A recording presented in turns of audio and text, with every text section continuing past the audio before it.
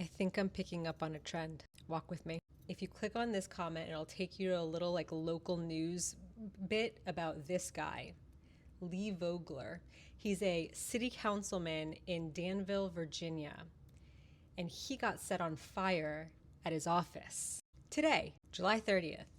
And in the little news bit, they say that it was personal in nature and it was definitely not motivated by anything political. And all of the articles I've pulled up say the exact same thing. No variation. They all got the same talking point, I guess, because not a single one of them gives us any additional information or context. Not a single one of them says, yeah, so Lee over here stole Shotzi's girlfriend. Nothing. No personal tie. They don't explain to us how these two know each other. How do you know it was personal? Guys, did he make a statement? If he made a statement, I'd like to hear about that. If you know about the statement he made, maybe that would be a good thing to report on. But he didn't make a statement, did he? You're just saying that so that no one thinks that a little person can go after a big person for something they do that hurts the fucking people. Because the first comment I read when I open the video is Lee Vogler advocated to scrap low-income housing in favor of luxury apartments and privatizing 2 major hospitals in Danville to benefit Bill Ackman's hedge fund. Could that have been the motivation? But they don't want you to think that people are actually moving on the intrusive thought that there should be repercussions for this shit.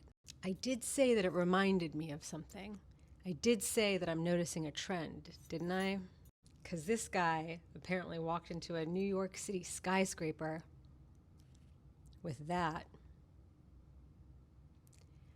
And he got a CEO. Not just any CEO. A CEO that he personally would have had a motive to go after. They're telling you that it was because of CTE, an injury, a brain injury from playing football, and that he went after the NFL. He meant to go to the NFL's headquarters or whatever the fuck, and he went to the wrong floor.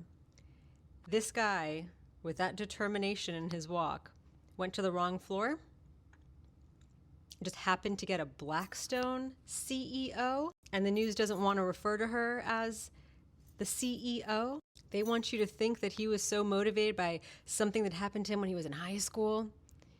Well, I learned today that he lives in Nevada, where Blackstone, who is the single largest owner of single-family homes, bought out the 2 smaller, yet second and third largest corporate owners of single-family homes, bought them out in Nevada.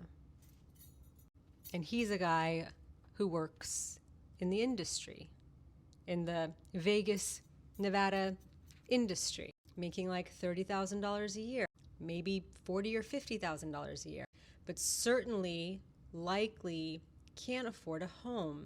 And Blackstone is largely responsible for that.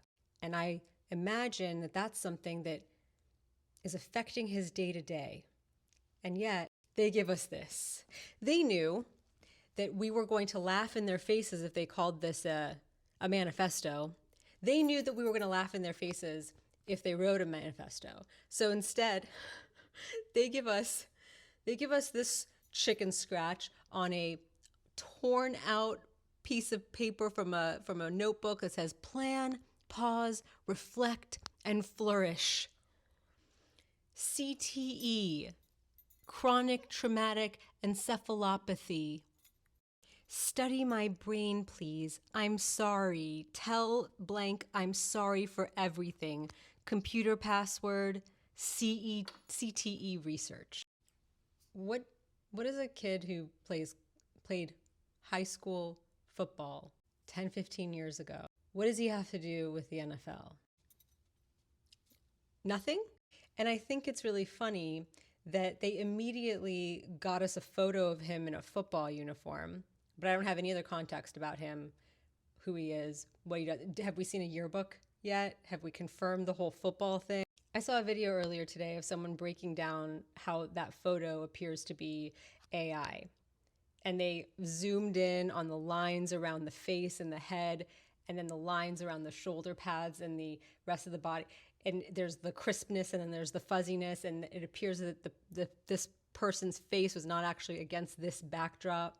They're going to great lengths to divert your attention from the fact that he got a CEO and what his real motivation was. In the same way that they're going to great lengths to not tell you the fucking obvious here. I don't know, but I'm sure that Shotzi was good friends with the city councilman. I don't have anything to base that on, but I'm 100% sure that this was personal and not at all having to do with the fact that this guy is taking roofs away from families. Basic necessities. Shelter. Same as this guy. Basic necessities. Shelter. They saw what people did with Luigi. And that had to do with health insurance. And what's the next thing, the next most common thing that the most amount of people can identify with?